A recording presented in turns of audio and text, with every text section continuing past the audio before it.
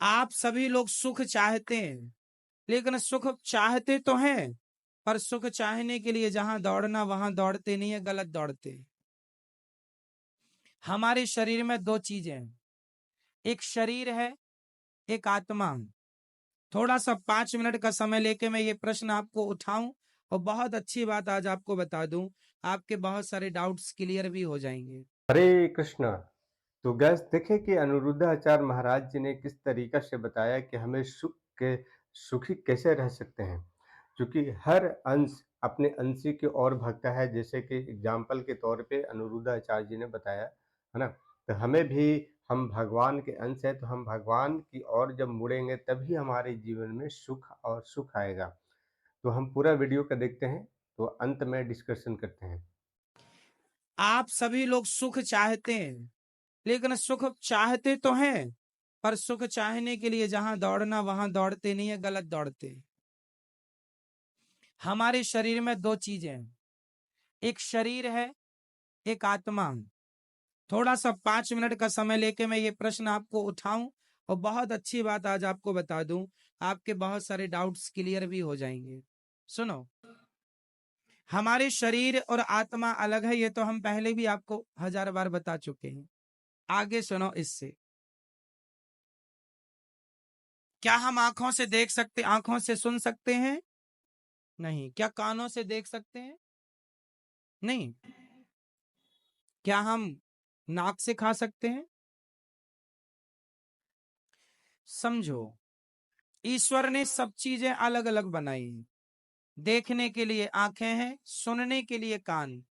आंखों से सुन नहीं सकते, कानों से देख नहीं सकते, अलग है ना। उसी प्रकार शरीर का सुख है संसार। शरीर का सुख क्या है? संसार क्या है? शरीर का सुख। गाड़ी, बंगला, पत्नी, पुत्र, परिवार, ये कहाँ का सुख है? शरीर का। अब रही आत्मा की बात, तो आत्मा का सुख किससे है?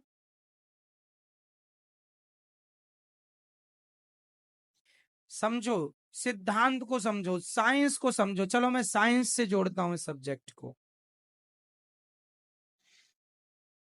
आप किसी भी वस्तु को ऊपर से छोड़ दीजिए, वो पृथ्वी पर जाके गिरेगा।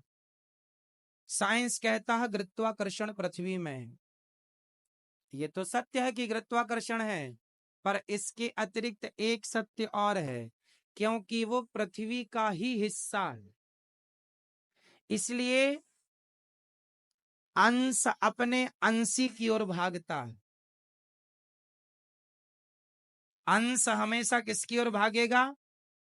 अंशी की ओर।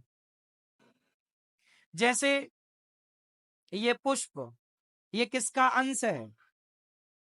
ये पृथ्वी का अंश है, क्योंकि पृथ्वी से पेड़ बना, पेड़ पर ये पुष्प खिला। तो कुल मिला के, और ये आप रख दो, आप 2-4 दिन, एक हफ्ता, महीने भर रख दो, ये अपने आप माटी हो जाएगा। कुछ ना करो, माटी हो जाएगा ये अपने आप। हाँ या ना? तो ये किसका अंश हुआ? मिट्टी का। अंशी कौन हुई? अंशी हुई पृथ्वी, और अंश हुआ ये। तो ये पृथ्वी का अंश है, इसलिए ये छोड़ने पर नीचे जाएगा, क्योंकि ये अंशी की तरफ जा रहा है। अब दूसरा, आग। आग हमेशा नीचे नहीं जाती। आग की ज्वाला, आग की लौ, आग की ज्योति ऊपर जाती है। क्यों? क्योंकि वो सूरज का अंश है, क्योंकि सूरज में आग है। तो हर अंश अपने अंशी की तरफ भागता है। हर अंश कहां भागता है? अपने अंशी की तरफ। आग किसका अंश है? सूर्य का। तो सूर्य की तरफ भागती है ना आग की ज्वाला, हमेशा ऊपर। तीसरा, इस धरती की नदियां हमेशा किसकी तरफ भागती हैं? समुद्र की तरफ। क्यों? क्योंकि वो समुद्र का अंश है। क्योंकि पानी जो बरसता है, समुद्र का ही तो वाष्पीकरण होता है पानी, और फिर वही बरसता है। तो वो एक्चुअली इनडायरेक्ट वो समुद्र का ही पानी है, बरसता है, नदियों में आया, फिर वो अपने अंश की तरफ भागा, अपने अंशी की तरफ। समझो, जैसे पृथ्वी का कोई भी हिस्सा वो पृथ्वी की तरफ भागता है, कोई भी पुष्प, कोई भी पत्थर, कोई भी मिट्टी का ढेला, क्योंकि वो पृथ्वी का अंश है इसलिए पृथ्वी की तरफ। आग सूर्य का अंश है इसलिए सूर्य की तरफ। नदी समुद्र का अंश है इसलिए समुद्र की तरफ। और हमारी आत्मा ईश्वर का अंश है, ईश्वर अंश जीव अविनाशी। इसलिए जब ये ईश्वर की तरफ भागेगी तब ही इसे सुख मिलेगा, अन्यथा इसे कभी सुख मिल नहीं सकता। आप लोग रसगुल्ला खाते हैं तो आप कहते हैं आनंद आ गया। अरे रसगुल्ला से शरीर को आनंद आ सकता है, इंद्रियों को आनंद आ सकता है, आत्मा का तो रसगुल्ला से कोई लेना देना नहीं। क्यों? आत्मा किसका अंश है? ईश्वर अंश। ये ईश्वर का अंश है। इसलिए यदि आत्मा को सुख देना है, आज लोग दुखी, सब कुछ है आपके पास, फिर भी आप अशांत हैं, फिर भी आप परेशान हैं, उदास हैं। क्यों? क्योंकि आप संसार में सुख ढूंढ रहे हैं। अब मिलेगा, अब मिलेगा। पागल हो, है ही नहीं, मिलेगा कहां से? जैसे आंख कभी सुन नहीं सकती, कान कभी देख नहीं सकता, उसी प्रकार आत्मा कभी रसगुल्ला खा नहीं सकती, आत्मा कभी पानी पी नहीं सकती, आत्मा को पैसों में सुख नहीं मिल सकता, संसार के भोगों में सुख नहीं मिल सकता। आत्मा का सुख तो परमात्मा में है। जितने जल्दी ईश्वर की तरफ बढ़ो लोगे, जितने जल्दी उसका ध्यान कर लोगे, उतने जल्दी सुखी हो जाओगे। सुखी होना चाहते हो तो भगवान की तरफ बढ़ो। और आप लोग शरीर को ही सुख देने में लगे हैं।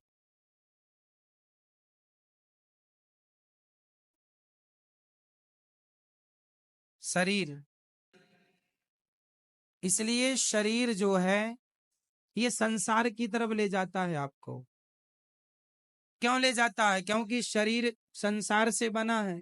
संसार में 5 चीजें हैं, पृथ्वी, जल, वायु, अग्नि, आकाश। और ये 5 चीजों से आपका शरीर बना है। तो आपका शरीर आपको संसार की तरफ ले जाता है, क्योंकि संसार से बना है। हम्म? आपको आंख अच्छा अच्छा दिखाना चाहती है, इसको आप देख रहे हैं, आपको सुख मिल रहा है, पर यह सुख क्षणिक है। ये सुख क्या है? क्षणिक है, जरा सी देर का। खाने का सुख भी क्षणिक है, जरा सी देर का। भोगों का सुख भी क्षणिक है, जरा सी देर का। आप जरा सी देर के सुख के पीछे सारी जिंदगी लगाए हैं, सारी जिंदगी। आपको लगता है अरे वो करोड़पति बन गया, मैं भी बन जाऊंगा, मुझे भी सुख मिलेगा। सब करोड़पति बन रहे हैं, पूछ लो करोड़पतियों से वो कितने सुखी हैं।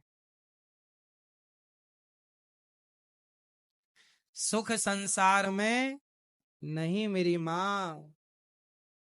शरीर का संबंध संसार से है, आत्मा का संबंध परमात्मा से है। और मैं शरीर नहीं, मैं आत्मा हूं। यदि यथार्थ सुख चाहते हो तो भगवान के बन जाओ। नाथ मैं आपको कभी भूलू नहीं, हे श्रीमन नारायण मैं आपको कभी, मैं उनका अंश हूं।